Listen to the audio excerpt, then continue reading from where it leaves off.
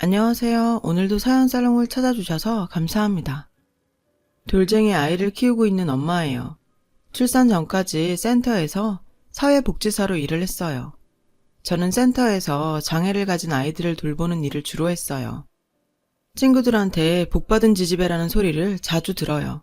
이유는 하나예요. 바로 제 남편이 저보다 연하라는 것 때문이죠. 남편이 저보다 3살이나 어리거든요.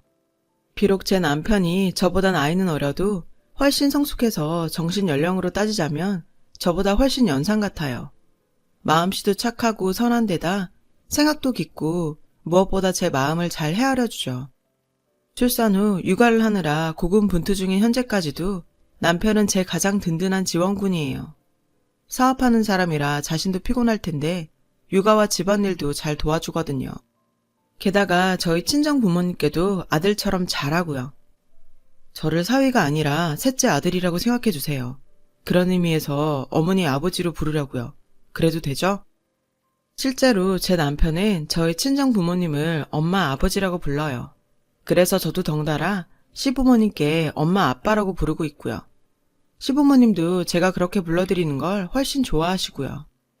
남편의 선한 마음씨는 시부모님을 많이 닮았어요. 사실 지금껏 남들한테 말은 안 했지만 저와 남편이 만나게 된 데는 남다른 사연이 있어요. 저와 남편은 물론 친정과 시댁 사이에는 오래전부터 얽혀있는 얘기가 있거든요. 그 얘기를 하려고 이렇게 사연을 보내게 되었어요. 제 가족은 엄마, 아빠, 저와 3살 아래 남동생까지 모두 4명이에요. 가족 구성원만 보면 평범한 여느 가정과 다를 바 없어 보이지만 저희 가족에게는 남다른 점이 하나 있어요. 제 남동생이 뇌성마비 장애인이거든요. 엄마가 남동생을 가졌을 때 고생을 많이 하셨어요. 출산 예정일이 지났는데도 진통도 없고 출산 기미가 보이지 않았거든요. 산부인과에서는 아기가 너무 커진 채 안에 있으면 위험하다고 했어요. 그래서 강제로 출산을 하도록 했는데 그 과정에서 태아의 산소 공급이 중단되는 일이 생긴 거죠. 병원에서는 동생이 가망 없을 거라고 했지만 다행히도 동생은 인큐베이터 안에서 기적적으로 살아났어요. 대신 뇌성마비 장애를 얻게 되었죠. 장애가 있다는 건 2살 무렵에 알았어요.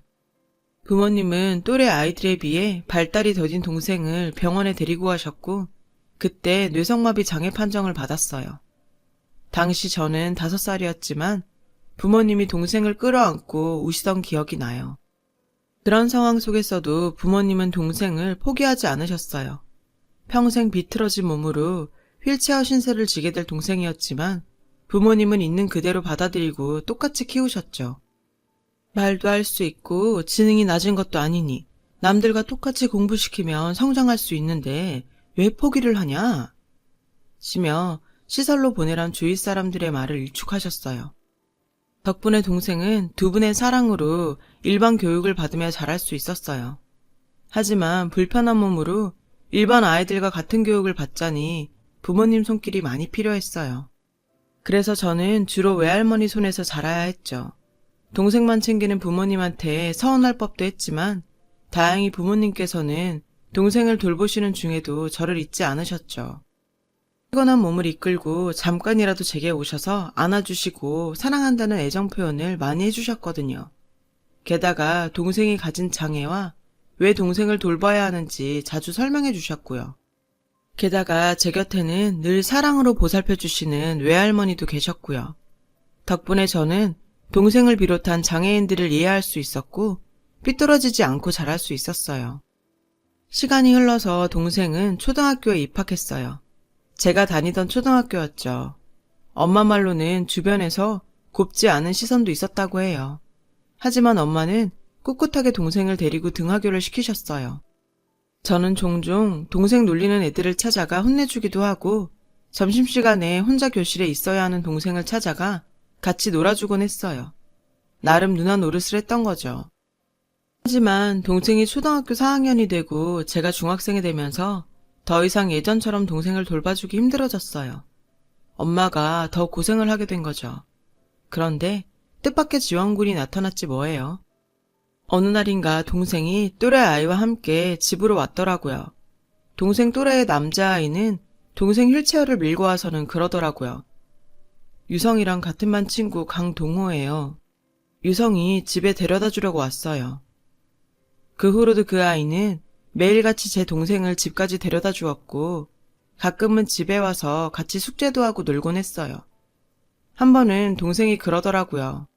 학기 초부터 먼저 자기한테 다가와서 같이 놀아줬었고 다른 애들이 자기랑 놀지 말고 나가서 같이 놀자고 하는데도 싫다면서 자기랑 같이 놀자고 했다더라고요. 정말 고마운 친구라면서요.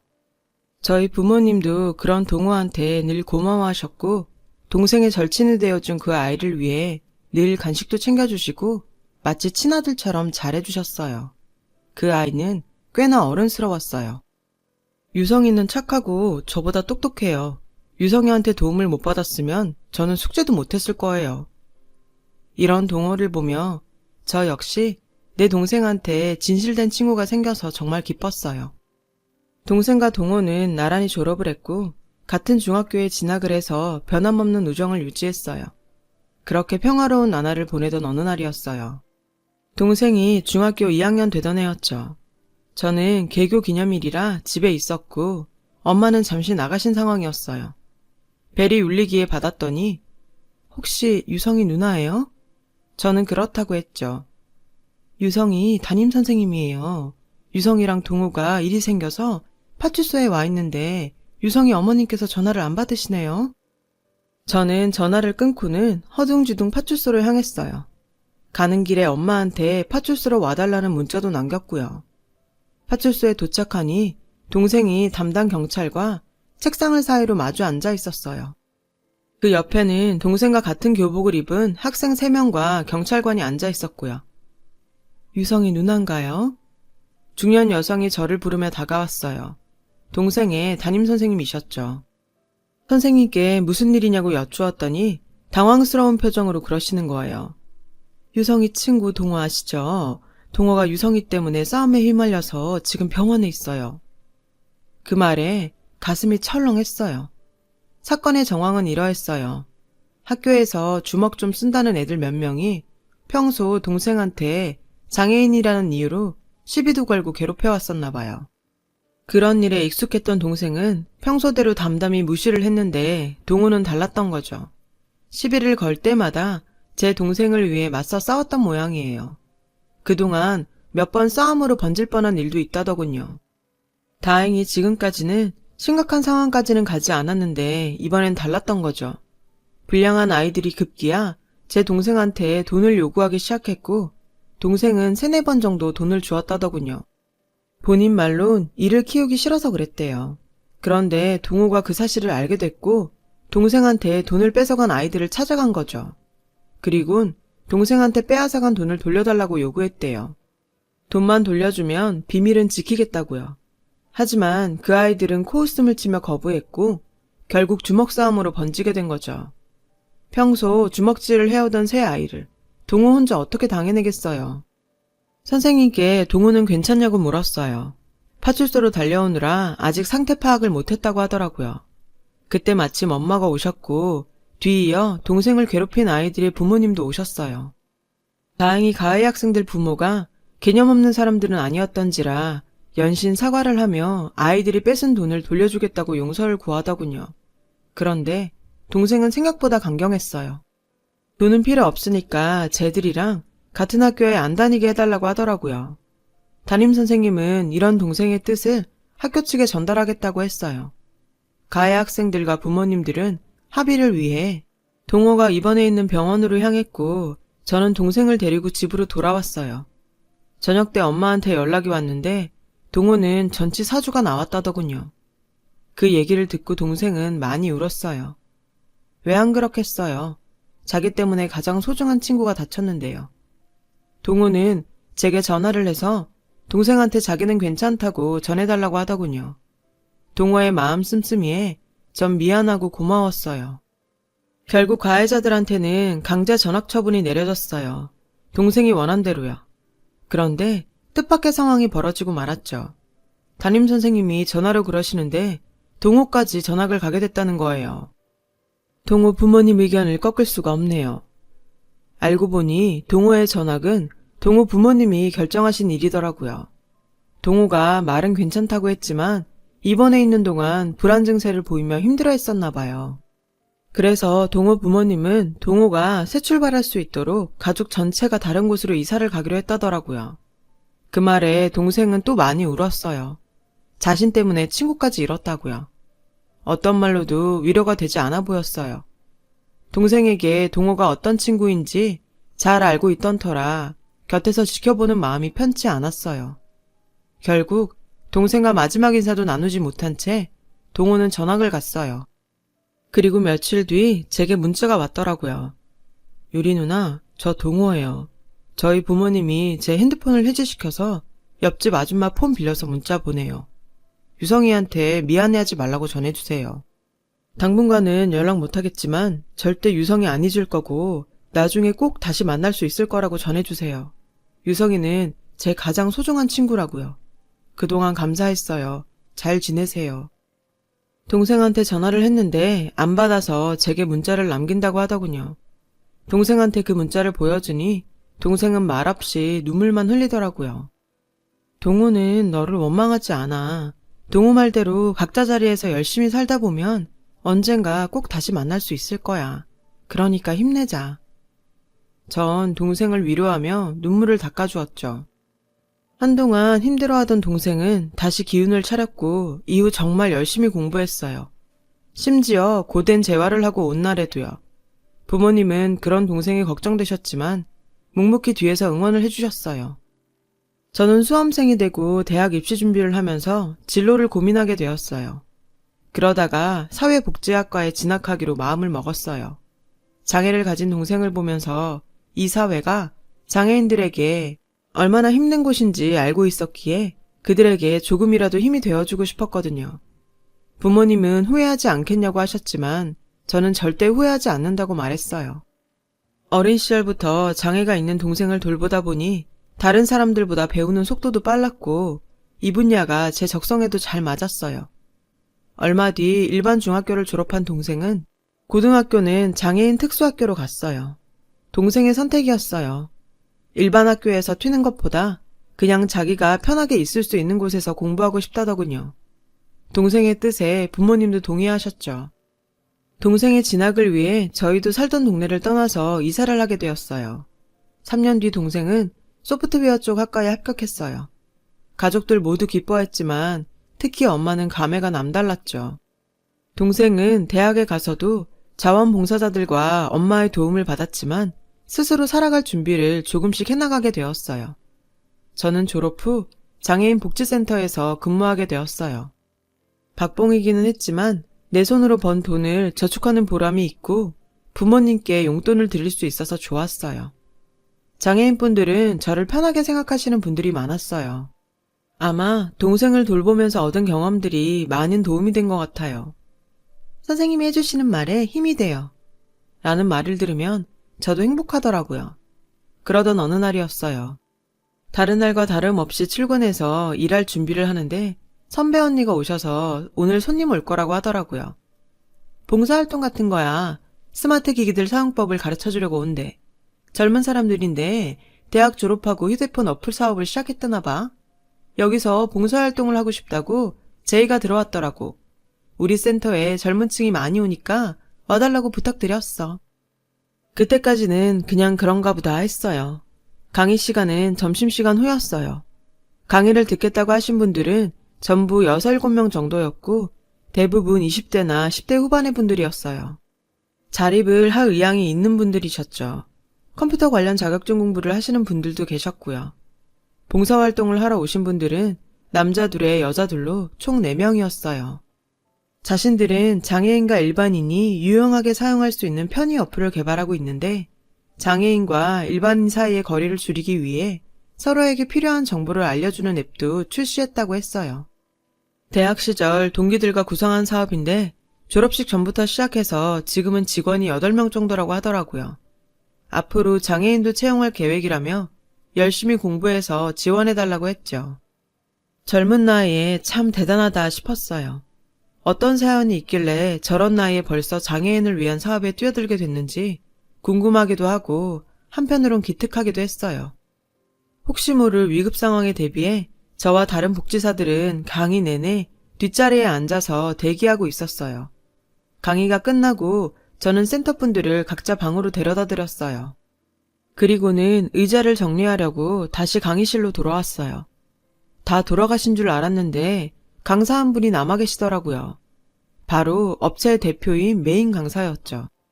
아직 안 가셨냐고 물었더니 그 강사는 저를 향해 환하게 웃더군요. 누나, 저 기억 안 나요? 저는 당황해서 한참을 쳐다봤어요.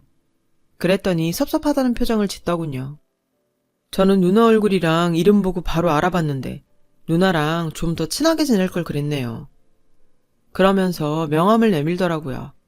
명함에 적힌 이름을 보던 저는 깜짝 놀랐어요. 강동우? 내가 아는 그 동우 맞아? 그제야 동호는 씩 웃었어요.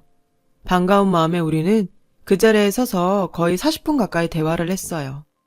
그동안 어떻게 지냈냐고 묻자 동호는 한숨을 한번 푹 내쉬고는 저 진짜 열심히 살았어요. 유성이 앞에 떳떳하게 나타나고 싶어서요. 동호는 멋쩍게 웃으며 대답했어요. 그때 전학 가고 나서 심리치료도 받고 거의 1년 가까이 정신과에 다녔어요. 많이 좋아져서 더 이상 상담치료가 필요 없을 정도가 됐는데 하필 그때 집에 일이 생겨서 연락을 못했어요. 얘기를 들어보니 얼마 뒤 큰아버님이 계시는 캐나다로 가족 모두 이민을 갔었다더군요. 처음엔 할아버지께서 많이 위독하시다는 연락을 받고 잠깐 들리러 갔었대요.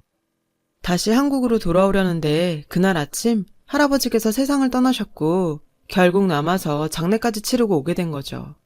하지만 얼마 뒤 큰아버님은 동호네를 다시 불러들이셨대요.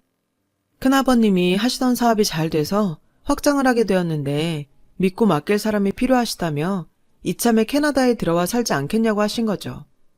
회사에서 명퇴 대상자에 올라있던 동호 아버지는 그 말을 듣고는 이민 결심을 하셨고요. 그렇게 캐나다로 온 가족이 이민을 갔고 그곳에서 대학에 들어간 동호는 1학년을 마치고는 홀로 한국으로 돌아왔대요. 그리고 한국 대학에 편입을 했고요. 편입한 뒤 제 동생을 만나려고 저희가 살던 동네로 찾아갔는데 이미 이사를 가고 없어서 연락할 방법이 없었다고요. 이렇게 포기하고 살았는데 다시 만나게 되다니 기적 같다나요? 암튼 오늘 저녁에 당장 제 동생을 만나러 가도 되냐고 묻길래 저는 저희 집 주소를 알려주었어요. 유성이 놀라게 해주자. 집 앞에 와서 나한테 전화해. 그렇게 동생을 놀라게 해줄 작전을 짜곤 저녁 식사 전에 동우와 만났어요. 집 앞에서 기다리고 있는데 양손 가득 선물을 사들고 왔더라고요. 동우도 다소 긴장한 표정이었어요.